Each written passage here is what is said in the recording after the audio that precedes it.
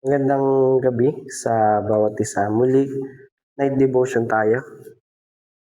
At ngayon ay dito na tayo sa chapter 13. Verse 6. Hanggang verse 6 lang pala yung chapter 12 ng Isaias. Akala ko hanggang 1 to 16 or 120 plus yung Isaias chapter 12. Kaya nung binasa ko siya, mula verse 1 hanggang verse 10 ng chapter 13 yung aking nabasa. Kaya ngayon ay sana ay naunawaan nyo. Kaya kung mapapansin nyo, binago ko yung description nung video ko. Binago ko siya. Rename ko ba? Kumbaga, rename ko, inedit ko para malinaw. Kahit na mula verse 1 ng Isaiah chapter 12, verse 1 hanggang 10 yung aking binabasa doon, na hanggang verse 6 lang naman talaga yung Isaiah chapter 12 ay kaya inilagay ko doon, binago ko siya. Isaiah chapter 12 verse 6 na yung ipinalit ko doon sa pangalan ng aking video or description ng video na in-upload ko kagabi. At ngayon ay dito na tayo sa sa chapter 13 ng Isaiah. Dahil nabasa ko na yung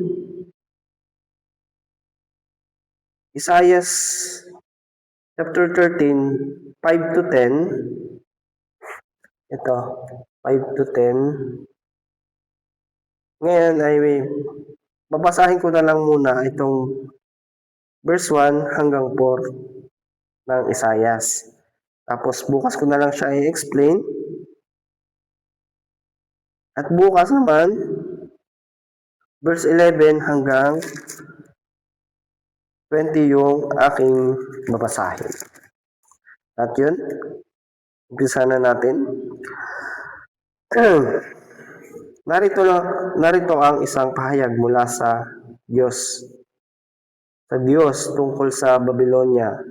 Sa isang pangitain na nakita ni Isaias na anak ni Amos, itayo mo ang isang bandila sa tuktok ng burol. Isigaw sa mga kawal ang hudyat ng paglusog. Lusubin ang mga pintuan ng palalong lungsod. Inutusan ko na ang aking mga piniling kawal. Tinawagan ko na ang aking magigiting kong mandirigma. Malalakas sila at masisigla upang ipanlasap ang aking galit. Pakinggan ninyo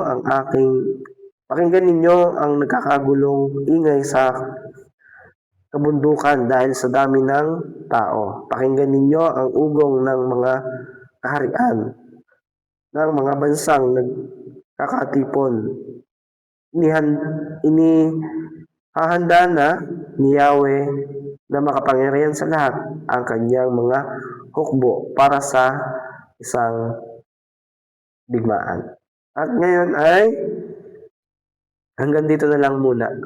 Bukas ko na lang siya i-explain kung ano yung aking natutunan dito sa verse 1 hanggang verse 4 ng Isaiah chapter 13. At yun lamang po at marami pong salamat. Sana po ay naunawaan niyo po yung aking gustong iparating patungkol po dito sa verse 1 hanggang verse 10